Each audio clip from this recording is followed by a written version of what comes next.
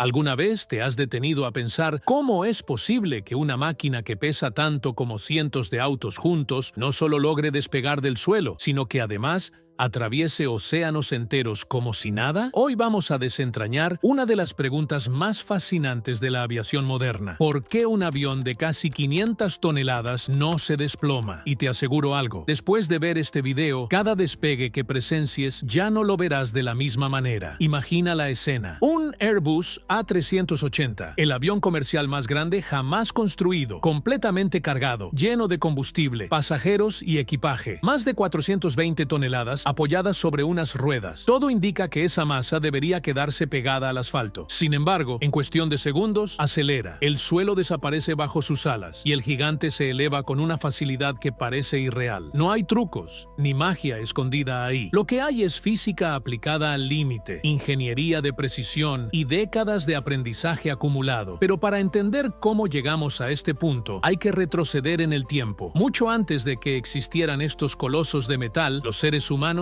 ya soñaban con conquistar el cielo. Durante siglos, la idea de volar fue más una fantasía que una posibilidad real. Y aunque hoy subirse a un avión es tan cotidiano como tomar un autobús, el camino para lograrlo estuvo lleno de intentos fallidos, errores costosos y descubrimientos que cambiaron la historia. Si te sorprende pensar que todo comenzó con simples sueños y terminó en gigantes capaces de cruzar océanos, suscríbete ahora y deja tu like, porque lo que viene revela cómo la humanidad logró convertir lo imposible en algo cotidiano. Los primeros pasos no fueron realmente vuelos, sino simples flotaciones. En el siglo XVII, los globos aerostáticos demostraron que era posible elevarse en el aire, pero sin control ni dirección real. Era subir, dejarse llevar por el viento y rezar. Eso no era volar en el sentido moderno de la palabra. La verdadera transformación llegó cuando algunos pioneros decidieron entender el problema desde un punto de vista científico. Ingenieros y visionarios como George Cayley y Otto Lilienthal comenzaron a estudiar las fuerzas que actuaban sobre un objeto en movimiento dentro del aire. Analizaron alas, perfiles, ángulos y corrientes. Ya no se trataba de soñar con volar, sino de comprender por qué algo podía mantenerse suspendido. Ese conocimiento preparó el terreno para un momento que cambiaría todo. En 1903, los hermanos Wright lograron lo impensable. Su frágil flyer se elevó del suelo durante apenas 12 segundos, pero esos segundos fueron suficientes para demostrar que una máquina más pesada que el aire podía despegar, mantenerse estable y, lo más importante, ser controlada por un piloto. A partir de ahí, nada volvió a ser igual. El progreso fue vertiginoso. Durante la Primera Guerra Mundial, los aviones evolucionaron en cuestión de meses. Motores más potentes, estructuras más resistentes y mejores diseños aerodinámicos aparecieron casi de un año para otro. Poco después, surgieron los primeros vuelos comerciales. Uno de los más recordados ocurrió en 1914, cuando Tony Janus recorrió 34 kilómetros en Florida transportando a un solo pasajero, que pagó una fortuna por ese privilegio. Así nació la aviación comercial. Con el paso de las décadas, llegaron aeronaves que marcaron época. El Douglas DC-3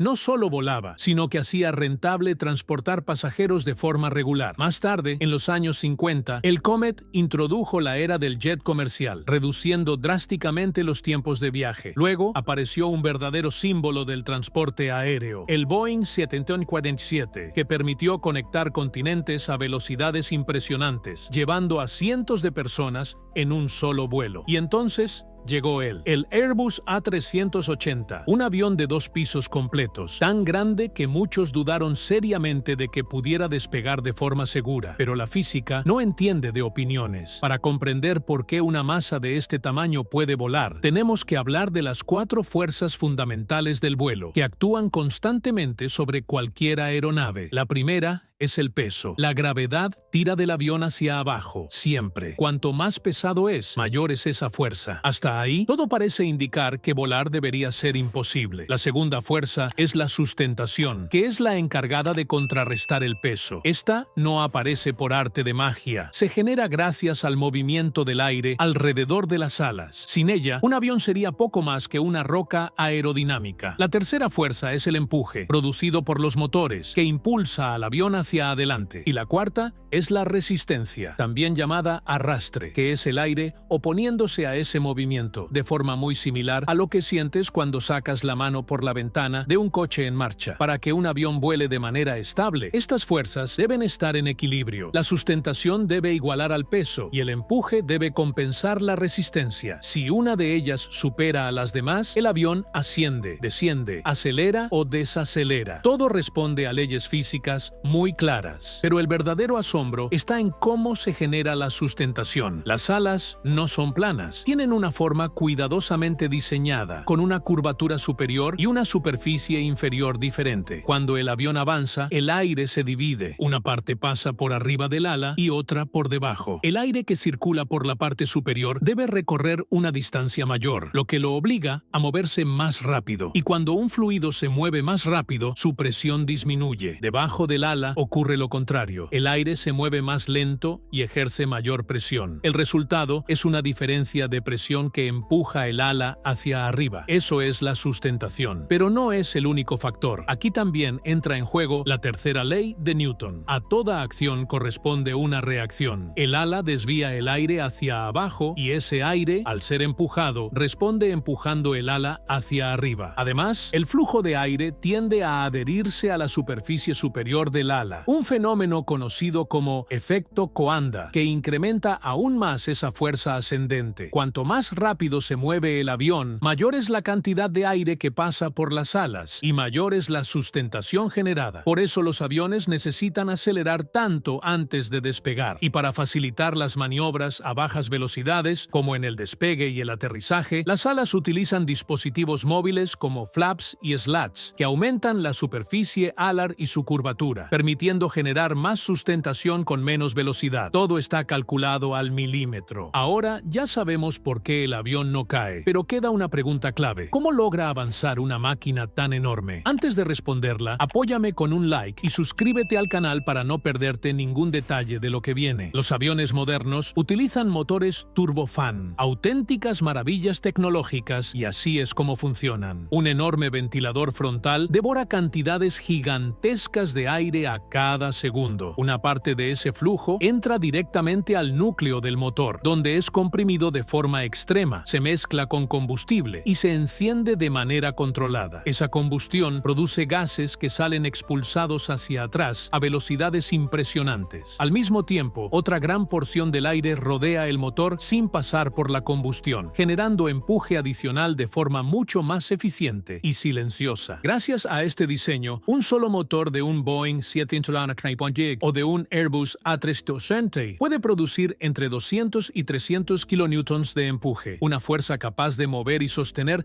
decenas de toneladas en el aire. Pero los motores no se limitan a empujar el avión hacia adelante. En realidad, funcionan como el corazón de toda la aeronave. A partir de ellos se genera energía eléctrica, presión hidráulica, aire para la presurización de la cabina y alimentación para la mayoría de los sistemas críticos del avión. Todo lo que ocurre durante el vuelo depende, directa o indirectamente, de ese conjunto mecánico, y no es casualidad que estos gigantes operen a altitudes de entre 9 y 12 kilómetros sobre la superficie terrestre. A esas alturas, el aire es mucho más delgado, lo que reduce la resistencia aerodinámica y permite que los motores trabajen en un régimen más eficiente. El resultado es un menor consumo de combustible y un vuelo mucho más estable y suave. Ahora, imagina todas las piezas encajando al mismo tiempo. El avión se alinea en la pista. Los pilotos configuran flaps y slats para maximizar la sustentación, y las palancas de potencia avanzan. Los motores rugen, la vibración recorre la cabina y la aeronave comienza a ganar velocidad de forma constante. Cada segundo cuenta. Se escuchan las velocidades clave. Primero, la velocidad de decisión, ese punto en el que el despegue